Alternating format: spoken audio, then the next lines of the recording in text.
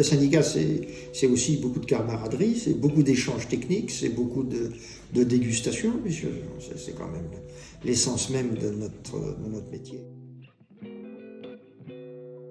Bien, Jacques Carloget, je suis vigneron retraité. Toute ma vie, j'ai fait du vin. Toute ma vie, je me suis intéressé aux productions agricoles. En tant que syndicaliste, en tant que défenseur de la bio. Et puis, je suis surtout amateur de mon vin. Et à ce titre, je suis le président du syndicat des vins naturels. Le syndicat, c'est l'aboutissement d'une longue histoire. Le vin naturel, ça a au moins 40 ans. Il y a eu des associations qui existent toujours, plus ou moins, et puis de défense du vin naturel. Et il y a un moment où on a senti, à 6, je les cite, c'est Sébastien David, c'est Gilles Azoni, c'est Christelle Pinault, c'est Éric Morin, c'est Antonin Ignomi. On avait fait une réunion et en se demandant s'il fallait définir le vin naturel, et à la fin de la réunion, on s'est dit qu'il faut absolument le faire parce que il y avait des gens qui mettaient sur l'étiquette vin naturel, mais c'était pas du tout naturel. Alors, on a à 6 créé le syndicat. Le but du syndicat, c'est pas d'embêter les gens. Ça a quand même été d'abord de faire une définition de ce qu'est le vin naturel. Et cette définition, c'est pas nous qui en sommes les inventeurs. Les inventeurs, on a repris une définition qui était unanimement reconnue, à la fois par les instances, l'INAO, compagnie, etc., la DGCRF, et puis par les différentes associations qui nous avaient précédés.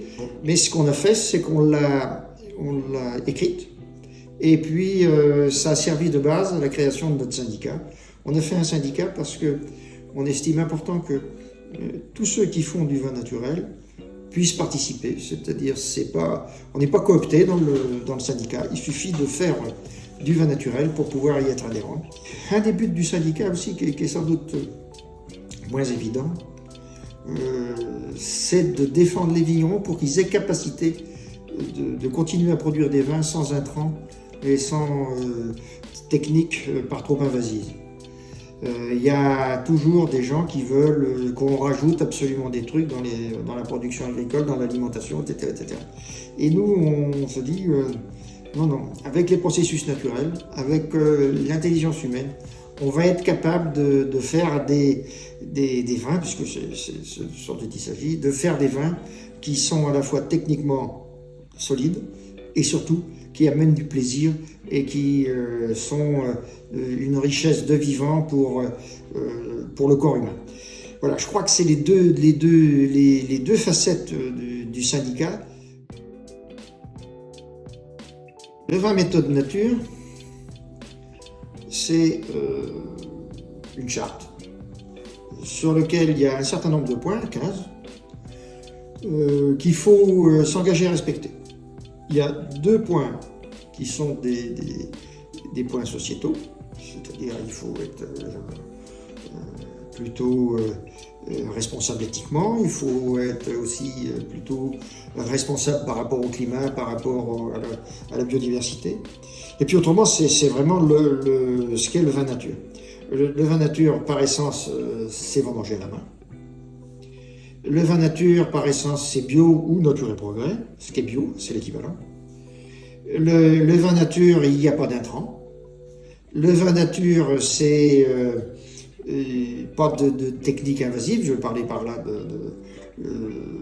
d'ultrafiltration, tutti quanti, d'osmose inverse, c'est ce que je sais, de pasteurisation. C'est aussi la non-dénaturation du raisin, c'est-à-dire par exemple pas de cryo-extraction. Le vin nature, c'est aussi accepter d'être contrôlé, puisqu'il y a un contrôle qui est fait d'abord en interne, c'est-à-dire il faut fournir une analyse avant d'avoir le droit de mettre sur l'étiquette 20 méthodes nature.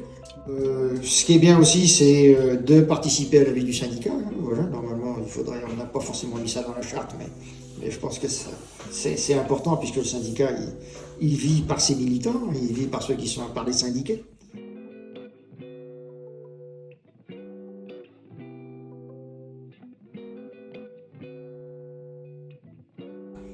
Alors, le syndicat, c'est aussi beaucoup de camaraderie, c'est beaucoup d'échanges techniques, c'est beaucoup de dégustation, puisque c'est quand même l'essence même de notre métier. Et puis, pour se faire labelliser, bon, il faut adhérer. Et puis, il faut faire une déclaration sur sa déclaration de récolte marquée sur la ligne mention particulière. Il faut marquer 20 méthodes nature. Et puis après, une fois que le vin est fini, et on indique la quantité, une fois que le vin est terminé, on indique combien on a mis en bouteille et on envoie une analyse COFRAC. Et à partir de ce moment-là, Laurence, qui est notre secrétaire, renvoie l'autorisation de mettre 20 méthodes nature sur la bouteille en fonction du fait qu'il y ait eu du soufre ajouté ou pas de soufre ajouté, puisqu'il y a une tolérance pour les natures moins le quart, comme dit notre ami Gilles Azoni.